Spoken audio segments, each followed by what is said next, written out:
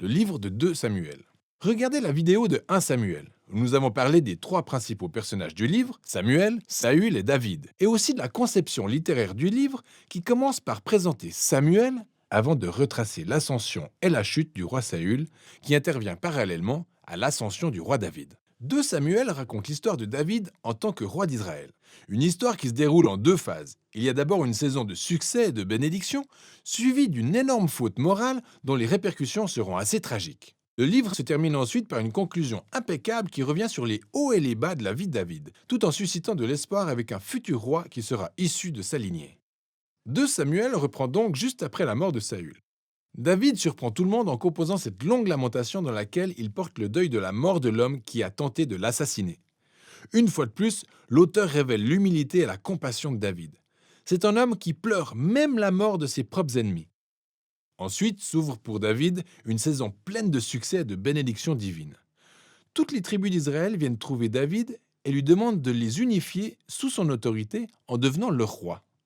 Ainsi, le premier acte de David, en tant que roi, est de se rendre à Jérusalem, de conquérir la ville et d'en faire la capitale d'Israël avant de la renommer Sion. À partir de là, David remporte de nombreuses batailles qui contribuent à étendre le territoire d'Israël. Et après avoir fait de Jérusalem la capitale politique d'Israël, il veut aussi en faire la capitale religieuse. Il fait donc installer l'Arche de l'Alliance dans la ville. Dans 2 Samuel 7, il dit à peu près ceci à Dieu. Puisqu'Israël a désormais une demeure permanente, il pense que la présence de Dieu devrait également avoir une maison permanente. Il demande alors s'il peut construire un temple au Dieu d'Israël. Mais Dieu dit à David, merci pour cette disposition, mais c'est moi qui vais te construire une maison, une dynastie. Alors 2 Samuel 7 est un chapitre déterminant pour comprendre l'histoire de la Bible dans son intégralité. Car Dieu fait ici une promesse à David en lui disant qu'un futur souverain de sa lignée royale viendra bâtir le temple de Dieu sur la terre et établir un royaume éternel. C'est cette promesse messianique faite à David qui est reprise et développée plus en détail dans le livre des psaumes et dans ceux des prophètes. Et c'est ce même roi qui est relié à la promesse de Dieu faite à Abraham. Le futur royaume messianique sera le canal par lequel Dieu apportera sa bénédiction à toutes les nations. C'est justement au beau milieu de toute cette bénédiction divine que tout dérape. David commet une erreur fatale. Pas fatale pour lui, mais pour un homme nommé Uri, l'un des soldats d'élite de David. Depuis son toit, David aperçoit Bathsheba, l'épouse d'Uri, prendre un bain. David fait en sorte de se trouver seul avec elle, il couche avec elle, et ça se termine par une grossesse. Il essaye ensuite d'étouffer le scandale de la situation en faisant assassiner Uri avant d'épouser sa femme. C'est tout simplement horrible. Lorsque le prophète Nathan reprend David concernant tout ce scénario, David admet immédiatement son erreur. Il est brisé, il se repent, il demande à Dieu de lui pardonner. Et Dieu lui pardonne. Mais Dieu n'efface pas les conséquences des actes de David. À la suite de son horrible décision, la famille de David et son royaume s'effondrent.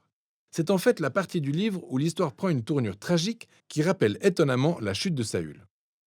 Les fils de David finissent par répéter ses propres erreurs, mais dans des proportions bien plus démesurées. Alors, Amnon abuse sexuellement de sa sœur Tamar. Lorsque leur frère Absalom découvre les faits, il fait assassiner Amnon. Ensuite, Absalom élabore en secret un plan pour évincer son père David du pouvoir, et il entame une rébellion de grande envergure. Pour la deuxième fois, David est contraint de fuir sa propre maison et d'aller se cacher dans le désert. Sauf que cette fois, il n'est pas un homme innocent. La rébellion s'achève avec l'assassinat du fils de David. C'est donc le cœur brisé que David pleure la mort de son fils, et une fois de plus, il porte le deuil de la mort de l'homme qui a essayé de le tuer. Durant ces derniers jours, David est à nouveau sur le trône, mais c'est un homme brisé. Il est meurtri par les conséquences tragiques de son péché. Le livre se termine par un épilogue parfaitement structuré avec des histoires qui, bien qu'étant classées sans ordre chronologique, sont conçues avec une symétrie littéraire absolument géniale. Les 2 histoires formant le cadre se déroulent plutôt dans le règne de David. Elles comparent les défaillances de Saül à celles de David. Elles relèvent aussi comment chacun d'eux a fait du mal à d'autres personnes de par ses mauvais choix. Ensuite, les 2 histoires centrales concernent David et son armée de vaillants guerriers partis combattre les Philistins. Ce qui est intéressant, c'est que les 2 parties mettent en lumière une faiblesse de David pendant la bataille. Contrairement au David victorieux des chapitres 1 à 9, nous découvrons ici un David vulnérable qui dépend de l'aide des autres. Le centre de l'épilogue contient 2 poèmes qui font office de mémoire dont David se sert pour faire une revue de sa vie. Il se souvient des fois où Dieu l'a gracieusement délivré du danger. Il considère ces moments comme une preuve de la fidélité de Dieu à sa promesse d'alliance envers lui et sa famille. Les deux poèmes s'achèvent en revenant sur l'espoir de la promesse de Dieu, d'un futur roi qui établira le royaume éternel. Ces poèmes et la promesse de Dieu font par ailleurs référence au poème d'Anne qui figure au début du livre. Et les passages clés du début, du milieu et de la fin du livre relient les thèmes du livre entre eux. Malgré le mal dont Saül et David se sont rendus coupables, Dieu continue de faire avancer son processus de rédemption. Dieu a résisté à l'arrogance de David et de Saül, mais il a élevé David quand ce dernier a fait preuve d'humilité.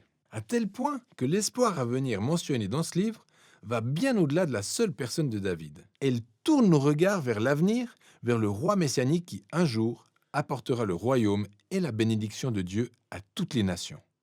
Et voilà ce dont il est question dans le livre de Samuel.